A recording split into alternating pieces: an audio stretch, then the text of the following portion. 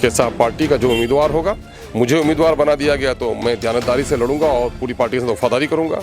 वो अम्मा जान के पास रोते हैं, गाली नहीं दे सकते।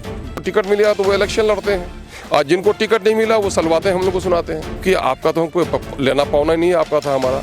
कि मेरे आमिर ने अगर मुझको ये कह दिया कि अख्तुल-ईमान तुमको इलेक्शन नहीं लड़ने हैं, जो इलेक्शन लड़ेगा उनकी जूतियां सीधी करनी है, कुर्बानी का जज्बा रखेंगे तभी आपकी जमात खड़ी होगी। ऐसे में कई लोगों के टिकट कटेंगे, तो ऐसे में क्या AIMIM में जगह है कि दूसरी पार्टी से अगर किसे कटता है तो वो इधर आएगा, चुनाव लड़ेगा? तीसरे मोर्चे की बात हो रही थी, कब तक पार्टी पैसे वालों को अहमियत ज़्यादा देती है, तो इस बार पैसे वालों को अहमियत दी जाएगी या एक आम आदमी को भी दी जाएगी? नमाज हर पर फर्ज है, लेकिन हज उस पर फर्ज है जिस पर जो साहब इस्तात है। ऐसे ऐसे लोग आए जो रिक्शे पर आए हैं चल करके और वो टिकट मांग रहे हैं। पढ़ेंगे हमने कई उम्मीदवार हम लोग धोखा खाए हैं 2015 में। तालिब कर कहे कोई बुरा तो इसका बुरा न मान, जहां मैं ऐसा कौन है जिसको अच्छा कहे सभी। तो 50 आलिमों के दरमियान में कोई एक इमाम बनेगा, 50 ड्राइवर एक गाड़ी में बैठा हुआ कोई एक ड्राइव करेगा। हर कोई ड्राइव करना चाहेगा तो हादसा होगा, मंजिल तक नहीं पहुँच सकता। लगातार दावेदारी का सिलसिला जारी है, लोग आ रहे हैं, अपना बायोडाटा जमा कर रहे हैं। ऐसे में हमारे साथ प्रदेश अध्यक्ष अमौर से विधायक अख्तरुल ईमान साहब मौजूद हैं। जानने की कोशिश करते हैं कि आखिर कब ऐलान होने वाला है और कितनी दावेदारी अभी तक यहाँ पर पहुँच चुकी है, और एक नया तरीका जो सामने आया है चुनाव से पहले या फिर वोटिंग से पहले या फिर टिकट डिक्लेयर होने से पहले ही यहाँ एक तरह की शपथ ली जा रही है, तो उसको लेकर बातचीत करते हैं। बहुत बहुत स्वागत है आपका। जी बहुत बहुत शुक्रिया आपका जनाब। एक नया तरीका जो सामने आया है जिसमें टिकट से पहले ही एक शपथ ली जा रही है, उसके पीछे का कारण क्या है? नहीं, दरअसल चूँकि सियासत का मेयार बहुत गिर गया है। मामला ये है कि हर एक वर्कर को उम्मीदवार बनने का हक़ है, तो किसी एक के हक़ में फ़ैसला होना है और कई उम्मीदवार बने उनके हक़ में फ़ैसला नहीं होना है।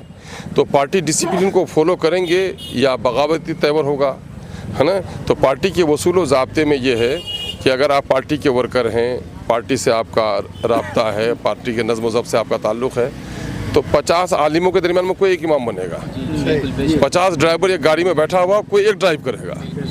हर कोई ड्राइव करना चाहेगा तो हादसा होगा, मंजिल तक नहीं पहुंच सकता। तो हम लोगों ने यह तय किया है कि अगर वाक़तन आप MIM के सिपाही हैं तो मकसद हमको जंग जीतना है। आप ज़ाती तौर पर ज़ाती मुफाद है आपको या अवामी मुफाद या पार्टी का मुफाद आपको अजीज़ है, ये तय करना पड़ेगा। पार्टी का मुफाद अगर अजीज़ है आप तो यहाँ अहद लीजिए कि साहब पार्टी का जो उम्मीदवार होगा, मुझे उम्मीदवार बना दिया गया तो मैं दयानतदारी से लड़ूंगा और पूरी पार्टी से वफादारी करूंगा। और मुझे उम्मीदवार नहीं बनाया गया तो जिसको उम्मीदवार बनाया जाएगा, चूँकि पार्टी के लिए उम्मीदवार बनाया जा रहा तो हम उसका साथ देंगे। यही बात, ये वसूली बात है, ये कोई नई बात नहीं है। चूँकि इसको अमली तौर पर लोगों ने नहीं किया, हम लोग इसको अमली तौर पर कर रहे हैं। और चूँकि बड़ी बड़ी पार्टियों में जाते हैं लोग, बड़ी बड़ी रकम दे देते हैं, मायूस होकर आ जाते हैं, वो अम्मा जान के पास रोते हैं, गाली नहीं दे सकते। लेकिन हम लोग चूँकि कमज़ोर लोग हैं और जिनको टिकट नहीं मिला, जिनको टिकट मिल गया तो वो इलेक्शन लड़ते हैं, और जिनको टिकट नहीं मिला वो सलवाते हम लोग को सुनाते हैं। तो भाई आपका तो हमको लेना पाना नहीं है, आपका था हमारा। भाई पार्टी का, और हम लोगों ने ये कह लिया कि भाई आप तय कर लीजिए कि इख्तियार कुल हासिल है हमारे कौमी सदर को, वो जिसको टिकट देना चाहें वो दें। हम लोगों ने पहले भी कह दिया है कि साहब सभी लोग अक्ल व होश के साथ हैं। आप एक एक इलाके में 4-4 लोग काम कर रहे हैं, तो जाहिर है कि टिकट किसी एक को मिलनी है।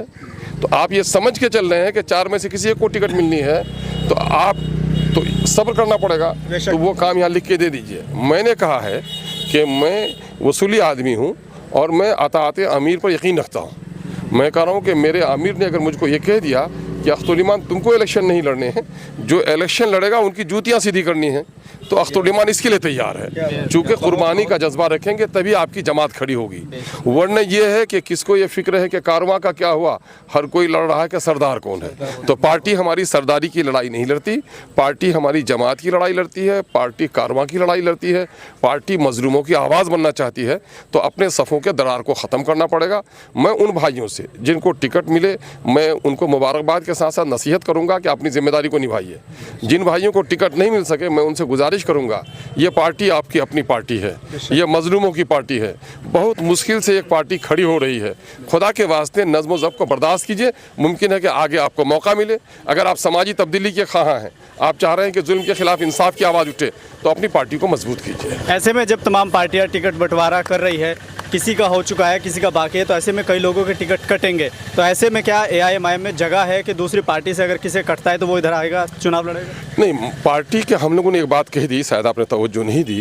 इख्तियार कुल हासिल है हमारे कौमी सदर को, है ना। वो न्यू कमर को भी टिकट दे दे और पिछले 10 साल से भी कोई है तो उसको टिकट नहीं दें, क्योंकि मकसद यहाँ जंग जीतना भी है और कैंडिडेचर को भी देखना है कि उम्मीदवार के अंदर में कैसी सलाहियत है। ये सारी चीज़ों को देखना है, इसलिए इख्तियार कुल हासिल है हमारे सदर को। तीसरे मोर्चे की बात हो रही थी, कब तक? मैं समझता हूँ 1-2 दिन का हमारे टिकट के तकसीम का ऐलान इसी वजह से रुका है कि मोर्चे की बात हमारी आखिरी मरहले में है।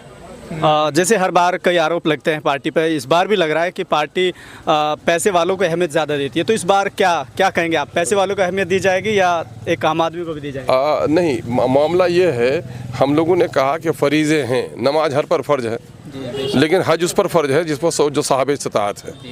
तो इलेक्शन का मामला जो लड़ना है, हर वर्ग का इलेक्शन लड़ सकता है, लेकिन इलेक्शन में वो जो आवाम के दरमियान में दौड़ है, धूप है आज के ज़माने में, उसको वो सलाहियत है तो आप लड़िए। वो नहीं तो आजकल ऐसे लोग आए जो रिक्शे पर आए हैं चल करके और वो टिकट मांग रहे हैं, तो भाई आज जब वो रिक्शे पर लेकर के टिकट मांगने आए हैं तो कल वो कैसे इन तकाज़ों को पूरा करेंगे? हम उनके जज्बे की कदर करते हैं, कोई बेचारे को लीडर बनने का शौक़ है, लेकिन मामला है कि आज के दिन में उसको इलेक्शन कमीशन खुद कह रहा है कि 20 से 25 लाख रुपये आप खर्च कर सकते हैं, तो इतना खर्च करना पड़ेगा ना लोगों को, इतना तो खर्च करना पड़ेगा ना। मीटिंग करनी पड़ेगी, मीटिंग खरीद करनी पड़ेगी, पेपर वो करने पड़ेंगे। हमने कई उम्मीदवार हम लोग धोखा खाए हैं 2015 में, कुछ उम्मीदवारों को हम लोगों ने टिकट दे दिया इसी जोश और जज्बे में, वो बेचारा पंफलेट भी नहीं छापे, तो हम लोग ऐसे लोगों को टिकट देके क्या करेंगे? हम लोग कदर करते हैं ऐसे लोगों की। हम लोग आवाम से भी कहते हैं कि अगर हमारा किसी कमज़ोर कैंडिडेट को भी टिकट देते हैं तो आप उसकी मदद कीजिए, और ऐसा नहीं है। और जहाँ तक मामला ये है बुरा कहने का, तो बुरा किसी भी हाल में कहेगा। घोड़े और बूढ़े की कहानी सुनी होगी, बाप बेटा दोनों चढ़ गया तो लोग कहा जालिम है, बेटे को नीचे कर दिया, बाप बैठा तो कहा कि ये बड़ा जालिम है ना। अब बेटे को बैठा दिया तो कहा कि अहमक है, बच्चा चल लेता, ये तो बुढ़ा बड़ा। तो गालिब कर कहे कोई बुरा तो इसका बुरा न मान, जहाँ मैं ऐसा कौन है जिसको अच्छा कहे सभी। चलिए, बहुत बहुत शुक्रिया हमसे बात करने के लिए।